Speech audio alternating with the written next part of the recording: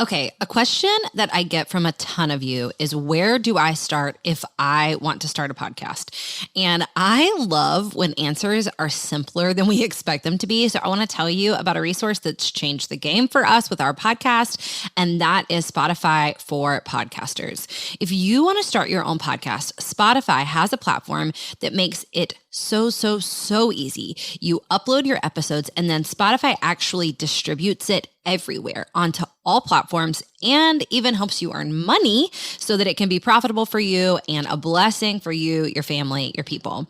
Spotify for Podcasters lets you record and edit your podcast literally from your phone or your computer. So if you don't have a fancy setup, it's okay. You can immediately get started today.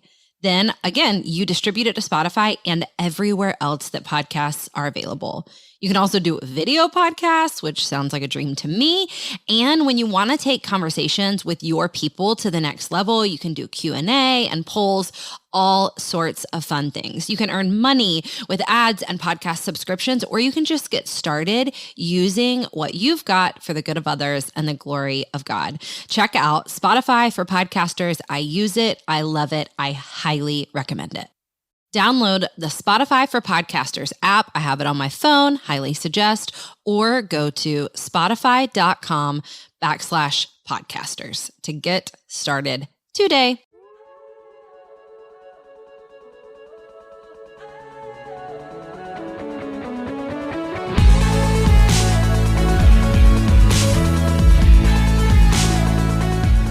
Hey friends, you're listening to the Go and Tell Gals podcast, and I'm your host, Jess Conlon.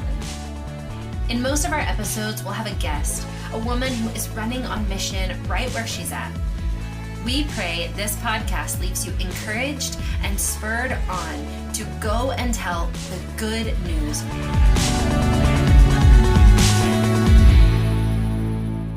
Hey friends, today we are speaking with my dear friend who I love, and I know you guys are going to love if you don't already know her, Katherine Wolf. She wrote the books Hope Heals and Suffer Strong with her husband Jay. They are dear friends of ours. We love them. God is mighty in them. And this is the first episode I've recorded in the season of COVID-19 hitting the US, people being quarantined. So Katherine and I speak a lot about that, a lot about what it looks like to suffer strong in this season, to love people who are suffering strong in this season, and to walk with God in the midst of a lot of suffering and confusion, and to find him in that. So I pray you're blessed by this episode. I pray it encourages you, and I pray you are staying safe and perceiving his love and care for you.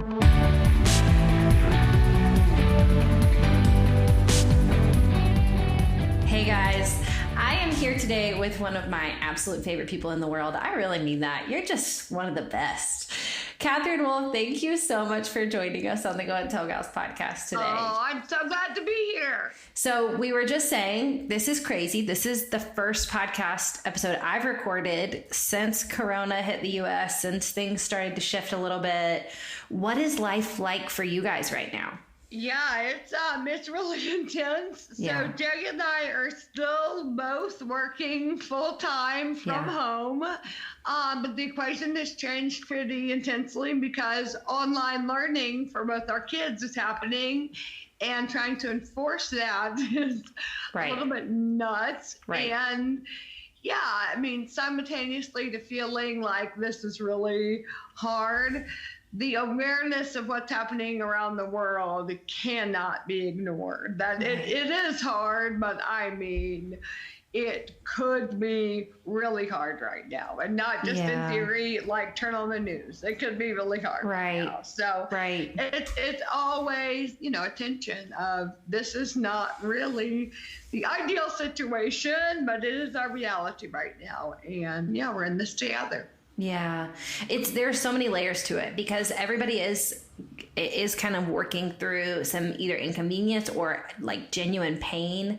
Oh gosh, in their own places, and also we're all trying to hold this common awareness that other people are suffering in different ways. And so it's just so interesting. But I said just before we started recording, I'm so thankful for your voice. I do not think there was any coincidence whatsoever in Suffer Strong coming out when it did. Wild. Yes, it's pretty wild that it came out literally right before this all happened. Yeah. Crazy. So talk about it. What's so funny, actually, Jess, is that nobody really wanted to touch it in a lot of ways. Nobody really wants to talk about suffering in America in 2020, like that's not a big buzzword to put on the title of your book, is Suffer Strong. Right. And yet, here we are a month after release, and it could not be more relevant as people are dealing with health catastrophe,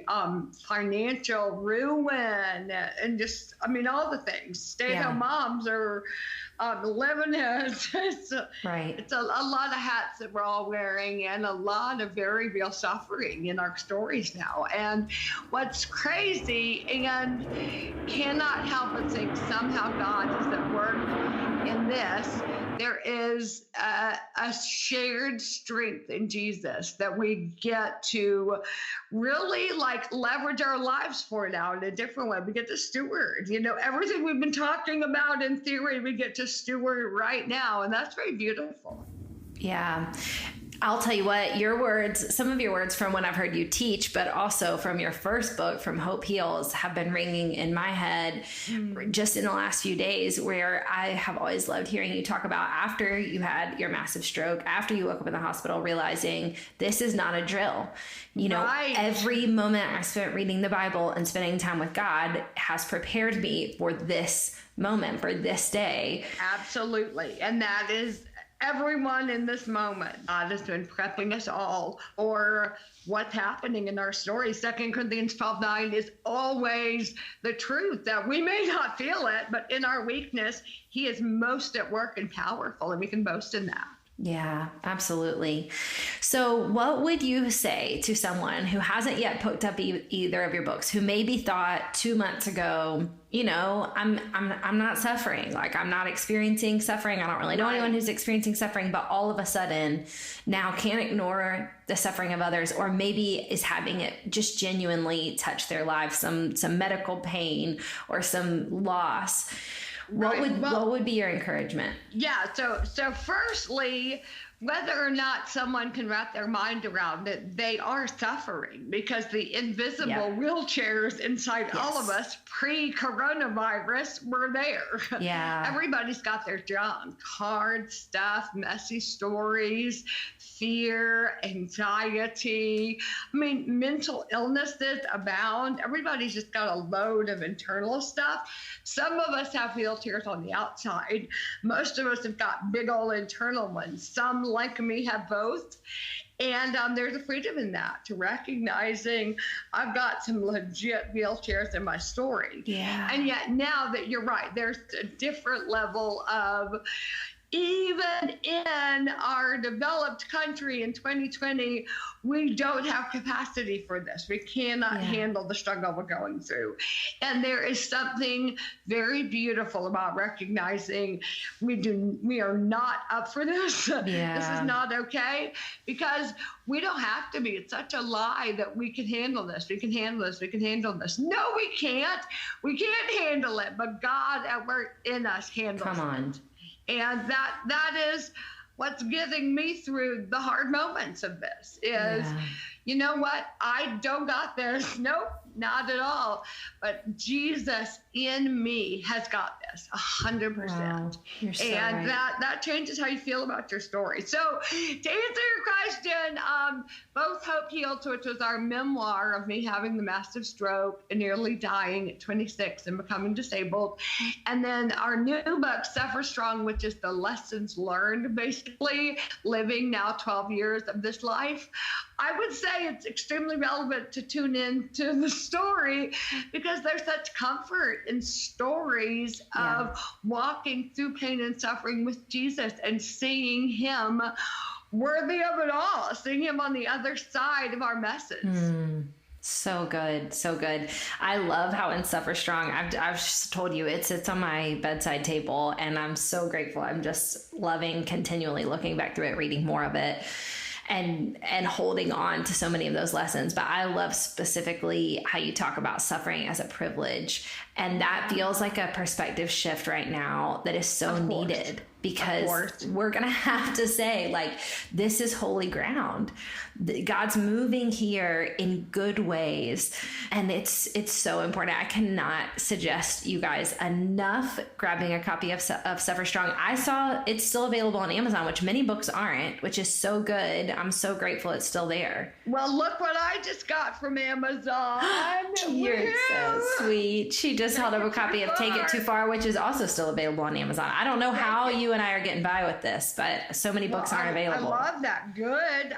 In Take It Too Far, I've only read the first probably 10 pages, and I'm already like, whoa. I mean, Nick's introduction to the book had me in tears. It was so profound. Amazing. Everyone should get it. The foreword is worth it alone. It makes me smile and cry every time I read it. Not introduction, forward. Yeah. Forward. Nick is amazing. He is. He's a dream. Okay, where is God meeting you in this season? How are you experiencing his goodness, his glory in this interesting time? Yeah. Yeah, I think in that similar vein that we're talking about, there is a deep sense inside of me, despite the very real fear and the scarcity mentality I struggle with and the insecurity, really all the just yucky things, that God has equipped me. That before this happened, I love the idea this is not a drill, that long before coronavirus, long before the 10,000 things in all of our stories that haven't worked out and have hurt bad, there is this beautiful recognition that God has equipped us for this. Yeah. And we can lean into that. I love that truth. I think it's 2 Peter 1:3, that his divine power has given us everything we need for life and godliness according to him who calls us by his own glory and goodness. And that deep comfort that God is already equipped us with everything we need to live in the hard story. And I love the thought. I've been narrating to my kids a ton. My 4-year-old has like loads of complicated questions about why he can't go to preschool or see his friends. And just, do they all have coronavirus and just all the sweet things.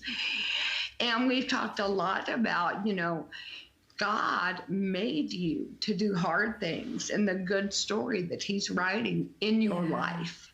Yeah. And it's been very, very powerful to talk through that with the 12-year-old who's, wrestling with 10,000 other questions, but basically wrapping his mind around, even though life a few months ago didn't seem really, really hard, it got hard. Yeah. And you can handle hard because God is handling hard through you. And that has just been a very beautiful recognition in this season. Yeah, so good. It's so Not good. that it's easy for any of us. Oh my gosh. Yeah. There is so much privilege. I want to just even encourage any moms who are listening right now, because I think some of us are kind of looking around with some desperation of like, for real, how are we supposed to do this? Oh my gosh. It is no joke. We are full on fighting with the 12-year-old. I mean, Same. Like more. And please do the work. I'm gonna explode. I mean, it's no joke. Not Same. Okay either. And the interesting thing, to be quite candid, it really causes marriage problems. Say it again. At each other over how to discipline in the situation. Yeah. I'm like, you're writing him too hard. You're not writing him enough. You're, the 4-year-old screaming in and out of the room. And I'm like, our marriage is suffering because of the situation. Yeah. Yeah. And if homeschooling, honestly, no one's talking about that, but that's the truth. Marriages are hurting. You are so right. If homeschooling, when you weren't a homeschooler, isn't already stressful enough, try having like 2 different parents who are kind of trying to work, who also have different ideas about how it should be done. I want to like hold my 7-year-old and hold his pencil for him and like feed him chocolate chips every time he writes another word. And my husband is obviously like, well, that's a really bad idea. Like you're really ruining him. Right.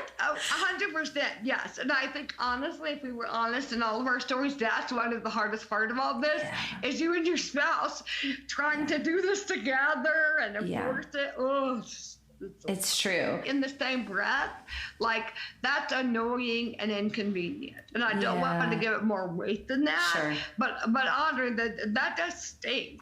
But like I don't want to be out of touch. That is such a privileged conversation in many ways. Like so many are really suffering and it's horrific and painful. And there are children whose mommy and daddies are not a safe place and they're home from school. Right. So, you know, it's always the tension of honoring what we're going through and recognizing where it falls, like in the grand scheme of things is important. And that's what I was going to say too, to moms who are maybe like looking around like, this is crazy, this is not doable, is that there's also some extreme privilege in watching our kids process this. Yeah.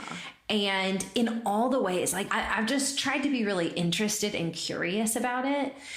So one thing that's been interesting to me is how my kids can, you know, we're trying to like have safe zones where we're not talking about it all the time, but we're also trying to be very honest with them about what's happening, about what their trajectory of things look like. It's been interesting to me how quickly they can access fear the same way we can, but how much more quickly they can access hope. I don't know if you're noticing this in your kids, but like their brains need it. They have to go to it. Right. And it's been such a beautiful calling up for me of like, okay, they understand you cannot live in fear. Like there's something innate about their younger brains that are like, we can't stay here. We can't stay here, you know? Right. It's so beautiful. And innocence too, that is like, oh, it's precious. Like they don't fully understand how the world is really hard. Yeah. And they live with such a beautiful hope, as we all should. Yeah. But, you know, we've been burned by life. It's really hard to. Yeah. Yeah. So I'm with you. It was really adorable. John, my 4-year-old, out of the blue yesterday says to me, you know, God, he fixed you so you could live, but you're not all the way fixed, right? Mm. And I was like, yes. And I was very curious, like, what do you think about that, John? And he's like, well, I guess it doesn't matter. And I'm like, spoken like a genius. I don't know if that's some coronavirus insight you're gaining, but you're right. Like I'm in the room, John. It doesn't matter if things are perfect. And it almost brought me to tears. I was like, is that somehow this COVID-19 conversation? Like, I don't know. Anyway, really. I mean, that needs to be an art print on somebody's wall. God fixed you, but you're not all the way fixed, but it doesn't really matter. It doesn't really matter. It really, I have chills talking about it. It was very, very powerful. And seeing from his eyes, like just now at 4, he's understanding I'm disabled. It's wild. Like he didn't know. He didn't understand really. And suddenly he's like waking up to the wheelchair and mommy walks slow. And he finally is like, I mean, I've had to tell him 8,000 times, my face is paralyzed on one side. I can't feel or hear out of my ear. And he's just now starting to get that. And it's really, my hand doesn't work and he's finally understanding your unstable hand is not broken. It's unstable and it's not getting better. And it's really cool. I don't know the role coronavirus is playing in his processing of his mommy, but somehow they're connected and it's very beautiful and really moves me. I have to think about it, but God is at work in that. Wow, I love that. That's so beautiful. I love that. Really interesting. I know, kind of random to tell you, Jess, but you're friends. You care. I love it. It's interesting. I love it. It is interesting. And tell me this. So in this season, what are you hoping for? I know you're hoping for the eternal things, but is there anything that you're like asking God for or that you're looking forward to? Or like, is there any just like fresh wind of hope that's driving you or encouraging you right now? Oh, absolutely. You're saying in the season of coronavirus and quarantining and all. Yeah. Oh, my goodness. Well, number one would be now versus 2 months ago or whatever it was, a month and a half ago, there is a desperation stirring in all of us. And there is an awareness this world is not safe. I was thinking the other night when we unfortunately turned on the news to see that now, like, the USA is really the hotbed. And that's no surprise to anyone who's been really tracking. But it honestly still just surprises me. I'm like, the superpower of the world can't get ahead of this. This is just somehow seems ludicrous. And yet, I don't know, there's something very, very powerful. And we all have the capacity, and we are all so after the good life, the healthy and the wealthy way. And even non-prosperity gospel churches, there is that myth that if I live a quote unquote good life, I'm safe and I'm gonna get the good stuff. And I think maybe we're all having to redefine what the good stuff is. And that is powerful, that maybe the good stuff is the stuff that Jesus gives us in these times. And maybe there's an awareness and a fresh wind in that, like, I'm not safe. This is not cool. I can't do this. And God is saying, come back to me and let me walk you through this nightmare. So I don't want to say more than that and put words around it before it's time, but it's a deep comfort to our souls that God is holding our hand. I love that. That's so good. And a redefining of the good stuff is for sure what we all need. 100%. Because we honestly do not think that God is good, that our lives are good, or that our pain can be used for good. We do not. And because of that, we don't understand what the word good even means. So how can we possibly believe that there's good stuff in this? I mean, we couldn't. Right. We didn't have a category before. Right. But the Christ followers emerge with fresh hope. How is that possible? Because they know this is not the end of the story. Yeah, that's so good. I love it so much. That's such a good place. That's where we got to end. Hey, how can we be specifically praying for you and your family and for this message? Oh, Jess, you were so sweet. Gosh, there's so many things to pray for. Pray for the balance of this life we're living today that looks like it may not be ending anytime soon, which is, a tough pill to swallow, honestly. Yeah. And, deeper than that, just all of the, well, actually, not deeper than that. This one's kind of surfacey, but still, I have decreased lung capacity since the stroke. The right lung is nearly paralyzed. So while I am not truly immunocompromised, I'm very high risk. And, I don't know. I don't have a lot of fear of that. But if I was to get COVID-19, it could be a bad situation for sure. So I want to pray that I don't get it. Yeah. But you know what? If I do, God's in that hospital room with me, and I'm not afraid. So I've been there before a lot of times, and I'm not afraid. Yeah, so good.